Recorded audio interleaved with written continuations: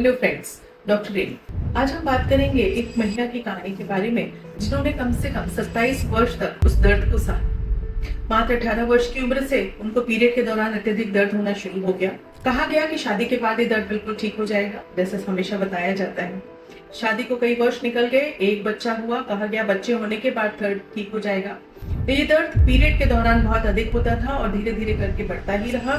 धीरे धीरे करके ये संबंध बनाने के दौरान भी होने लगा। खैर, दूसरा बच्चा भी हुआ, लेकिन दर्द में किसी भी तरीके का कोई राहत नहीं हुई।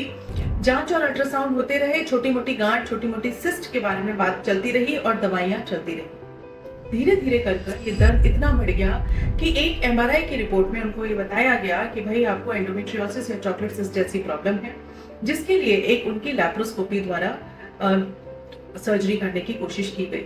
लेकिन क्योंकि आंतें चिपकी हुई थी तो लैप्रोस्कोप अंदर डालकर बाहर आ गए, ये कह के कि यह ऑपरेबल नहीं है, पॉसिबल नहीं है कि हम जाकर गहराई में है उसको गांठ को निकाल पाए। बेसिकली चॉकलेट सिस्ट और ओवेरियन एंडोमेट्रियोमा था। इसके बाद एक ओपन सर्जरी की भी कोशिश की गई।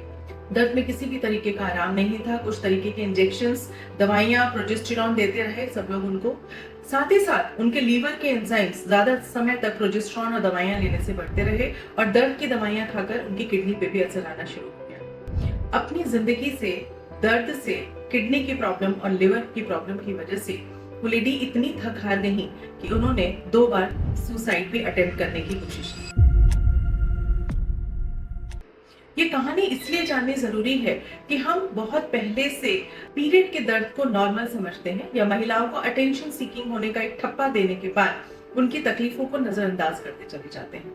ये बात बहुत जल्दी समझनी होगी कि अगर किसी महिला को कोई छोटी सिस्ट भी है, ओवरी में कोई गांठ है, और वह गांठ अगर आप एमआरआई करा के देखेंगे तो पता चलेगा कि एंडोमेट्रियोसिस, एंडोमेट्रियोमा या चॉकलेट सिस्ट की गांठ है, तो ऐसे में एक एंडोमेट्रियोसिस से में क्वालिफाइड सर्जन से, उसकी लैप्रोस्कोपिक सर्जरी से उनका पूरे तरीके से ट्रीटमेंट पॉसिबल है। जैसा कि आप इस वीडियो में देख पा रहे होंगे, यह गांठ इनकी बच्चेदानी, आंतों, पेशाब के रास्ते और इनकी जो नर्व्स थी उसको पूरा उन्होंने जकड़ के रखा हुआ था।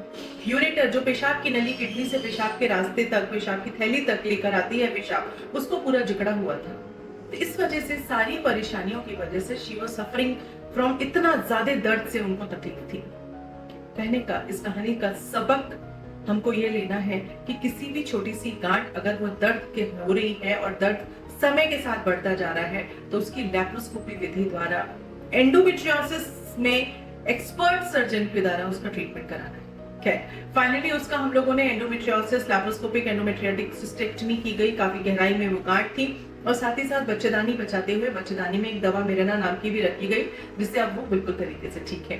तो आई थॉट ये जरूरी है कि हम इस बात को ज्यादा से ज्यादा लोगों पे शेयर करें कि पीरियड में होने वाले दर्द जो लगातार बढ़ता जा रहा है उसको नजरअंदाज नहीं करना है।